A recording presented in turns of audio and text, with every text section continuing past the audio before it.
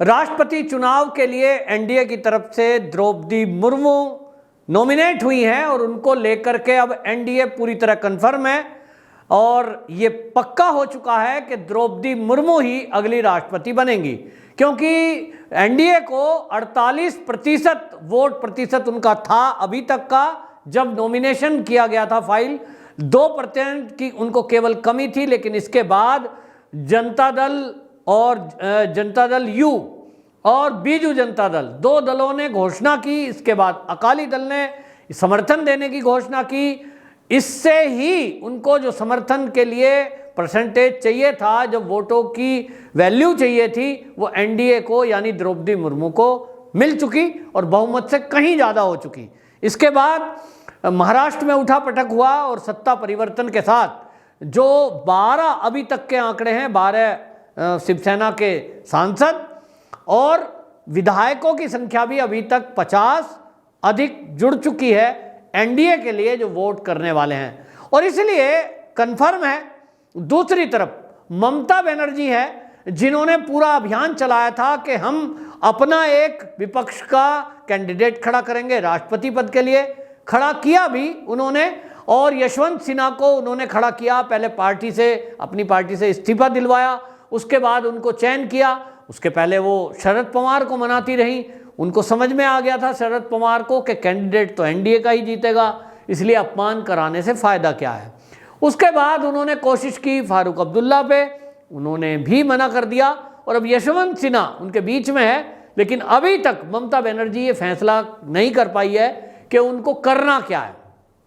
एक तरफ वो यशवंत सिन्हा को पश्चिम बंगाल में न्योता नहीं दे रही हैं, उनको बुलाने से, प्रचार करने से, यानी एक तरह से किनारा कर रही हैं, क्योंकि उनको लग रहा है कि जो उनके पास आदिवासी क्षेत्र है, वहाँ के जो वोटर हैं वो कहीं ना कहीं ममता बनर्जी से नाराज हो जाएंगे। असल में पश्चिम बंगाल में सरना धर्म के अनुयायी हैं और उनकी संख्या काफ़ी है। सरना धर्म के जो अनुयायी हैं वो वहाँ झारखंड, जो कि पश्चिम बंगाल से लगती हुई सीमा है, झारखंड में भी काफ़ी संख्या में हैं। और कई बार इन लोगों ने आंदोलन भी किया है कि केंद्र सरकार हमारे धर्म को मान्यता दे। धर्म की मान्यता उनको नहीं है और इसलिए इसके लिए आंदोलन हुए हैं। ममता बनर्जी सरना धर्म के अनुयायियों में मसीहा बनने की कोशिश कर रही थी और उन्होंने एक ड्राफ्ट तैयार किया है जो वो केंद्र के पास भेजने वाली हैं कि सरना धर्म के अनुयायियों को केंद्र धर्म की मान्यता दे और बाकी जो उनको सुविधाएं मिलनी चाहिए फिर उस हिसाब से मिलें। इसको लेकर के अभी ड्राफ्ट तैयार किया गया है, लेकिन जो भारतीय जनता पार्टी के राष्ट्रीय उपाध्यक्ष हैं दिलीप घोष, उन्होंने ममता बनर्जी की पोल खोलते हुए कहा कि एक तरफ तो ममता बनर्जी ये सरना धर्म के अनुयायियों के लिए केंद्र में चिट्ठी लिखकर, ड्राफ्ट बनाकर ड्रामा कर रही हैं, नाटक कर रही हैं, उन्होंने करार दिया है। और उन्होंने कहा दूसरी तरफ जो द्रौपदी मुर्मू हैं वो आदिवासी महिला हैं और एक महिला हैं, उनको वो सपोर्ट नहीं कर रही हैं। अगर उनको सपोर्ट करना है तो यशवंत सिन्हा को ना बुलाकर, बयानों से बचकर, इस तरह की बातें करना कि सब एनडीए पहले ही बता देता कि आदिवासी को खड़ा कर रहे हैं तो हम तो विपक्ष की कैंडिडेट कोई खड़ा ना करते। इसके बयान का मतलब क्या है? दिलीप घोष सीधा सीधा कहते हैं कि ममता बनर्जी को यदि आदिवासियों से प्रेम है तो सीधा एक व्हिप जारी करें और उस व्हिप में लिखें कि टीएमसी के सभी विधायक और सांसद द्रौपदी मुर्मू को वोट करें।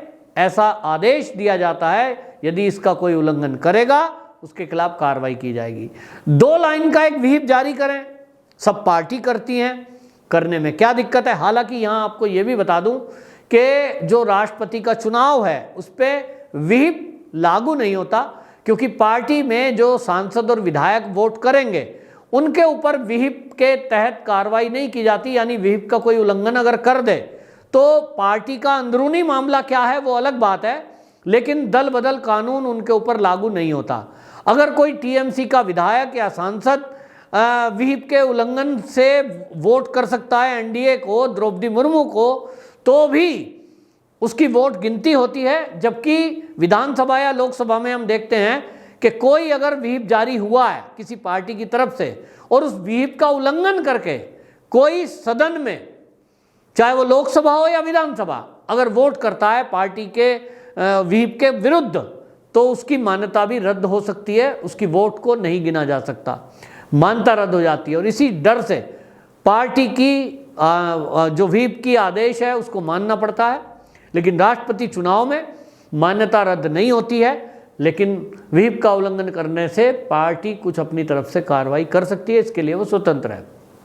और इसीलिए दिलीप घोष बोल रहे हैं कि ममता बनर्जी व्हीप जारी क्यों नहीं कर रही है। इसका मतलब यह है कि वो अपने पार्टी के जो सांसद और विधायक हैं उनको वो विपक्ष के लिए चाहती भी हैं कि वो यशवंत सिन्हा के लिए वोट करें, और ये पता भी नहीं लगने देना चाहती आदिवासियों को कि हमने आदिवासियों का विरोध किया है। और इसलिए दिलीप घोष ने चुनौती दी है। ममता बनर्जी का जो इस तरह का दोगला रवैया देखने को मिला है, ये कोई पहली बार नहीं है। हमने चुनाव के टाइम में देखा है ममता बनर्जी का वो चेहरा कि एक तरफ वो मंच से दुर्गा पाठ करती थी और दूसरी तरफ रोहिंग्या और बांग्लादेशियों के पक्ष में अड़कड़ खड़ी हो जाती थी कि मेरे होते हुए यहाँ पर एनआरसी लागू ही नहीं हो सकती। मैं यहाँ से किसी को देखती हूँ कौन यहाँ से बांग्लादेशी को भगाता है। और हमने उनका वो ड्रामा भी देखा है कि जिस तरह से चुनाव के दौरान उनके पैर में खुद का दरवाज़ा गाड़ी का दबने की वजह से पैर में चोट लगी थी और उन्होंने कहा था यूपी बिहार के गुंडों ने मेरे ऊपर हमला कर दिया। तो ये सब चीज़ें हुई हैं। तो ममता बनर्जी इस तरह का कर रही है, जबकि अब उनको भी पता तो होना ही चाहिए और पता उनको है, इसलिए उनकी बदली बदली भाषा है। पहले वो ये कह रही थी कि हम पूरी चुनौती करते हैं, एनडीए के कैंडिडेट को चुनौती देंगे, हमारा खुद का कैंडिडेट खड़ा हुआ। और इसी से आइडिया लगाइए कि पूरी मीटिंग उन्होंने 22 दलों की दिल्ली में बुलाई थी और खुद उस मीटिंग को लिया था और ये तय किया था कि एनडीए के कैंडिडेट का हम मुकाबला करेंगे, अपना हम विपक्ष का कैंडिडेट खड़ा करेंगे। तो ममता बनर्जी जिसकी अगुवाई कर रही थी राष्ट्रपति चुनाव की, अब उसके लिए वो उतनी मुखर नहीं दिखाई दे रही हैं और अब बयान बदलता दिखाई दे रहा है। कभी कहती हैं हमें पता ही नहीं था आदिवासी खड़ा करेंगे, अभी तो आदिवासी पता लग गया भाई आपको, तो अब एक व्हीप जारी करो जैसा दिलीप घोष कह रहे हैं। लेकिन आप नहीं करेंगे, क्योंकि अगर आपने व्हीप जारी करके ये कह दिया कि सभी जो यशवंत सिन्हा को वोट करेंगे क्योंकि आप ही का कैंडिडेट है भाई, तो फिर आदिवासी क्षेत्र में आप वोट कैसे मांगने जाएंगे।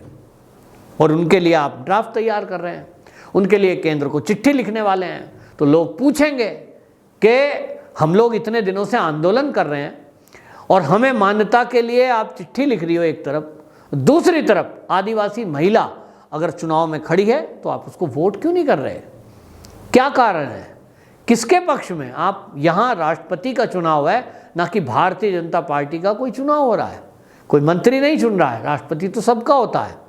लेकिन ममता बनर्जी असमंजस में है, ममता बनर्जी कंफ्यूज दिखाई दे रही हैं कि वो करें तो क्या करें, जाएं तो किधर जाएं।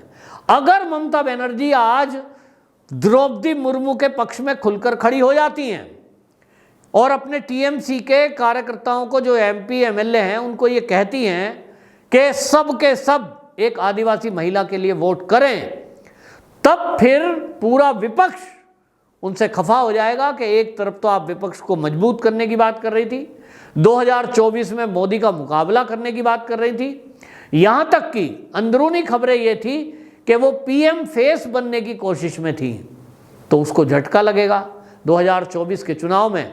ममता बनर्जी जो पीएम फेस बनने की रेस में सबसे आगे दिखाई दे रही थी, वो पीछे हो जाएंगी।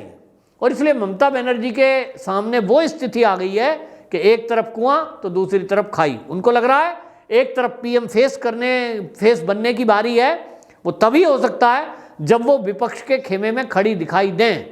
दूसरी तरफ उनके हाथ से उनको जो वनवासी क्षेत्र की वोट है वो जाती दिखाई दे रही है। लेकिन अभी आपको बता दूं, जिस तरह से दिलीप घोष ने उनको चुनौती दी है, जो जानकार हैं पश्चिम बंगाल की राजनीति को कवर करते हैं, और दिलीप घोष जी ने भी कहा है कि बहुत सारे टीएमसी के एमपी और एमएलए वो ये चाहते हैं कि द्रौपदी मुर्मू राष्ट्रपति बने और उनके लिए वो वोट भी करें। अगर टीएमसी के एक भी एमएलए एमपी वोट नहीं देगा द्रौपदी मुर्मू जी को, वो तब भी राष्ट्रपति बनने जा रही हैं, क्योंकि वोट उनके पास है, जितना चाहिए उससे ज़्यादा है। लेकिन टीएमसी के एमपी एमएलए अपना पक्ष दिखाना चाहते हैं, ये कह रहे हैं अब ममता बनर्जी के ऊपर है कि वो किसके पक्ष में वोट करने को कहती हैं। जहां तक जानकारी है, जो पत्रकार हैं जो राजनीति को कवर करते हैं पश्चिम बंगाल को, उनका कहना यह है कि ममता बनर्जी राष्ट्रपति चुनाव के बजाय 2024 का लोकसभा चुनाव और उसमें पीएम फेस बनकर राजनीति के क्षेत्र में आना ज़्यादा पसंद करेंगी और इसीलिए विपक्ष के साथ वो तटस्थ स्थिति में अभी तक हैं, आगे भी इसी स्थिति में आपको दिखाई देंगी।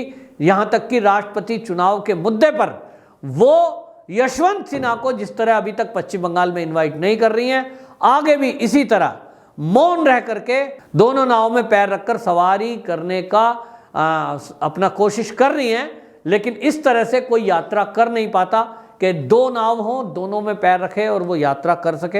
ये कहावत इसीलिए बनी है। तो ममता बनर्जी को कुल मिलाकर के अब ये भेद खुलने जा रहा है। उनका जो विचार है वो एक ही तरफ चलना पड़ेगा, या तो वो विपक्ष के हाथ, या तो उनके हाथ से विपक्ष जाएगा या फिर उनके हाथ से आदिवासी वोट जाएंगी। देखना होगा ममता बनर्जी दिलीप घोष की चुनौती को स्वीकार करती हैं, व्हीप जारी करती हैं, या फिर यशवंत सिन्हा के लिए वोट मांगती दिखाई देंगी। वंदे मातरम।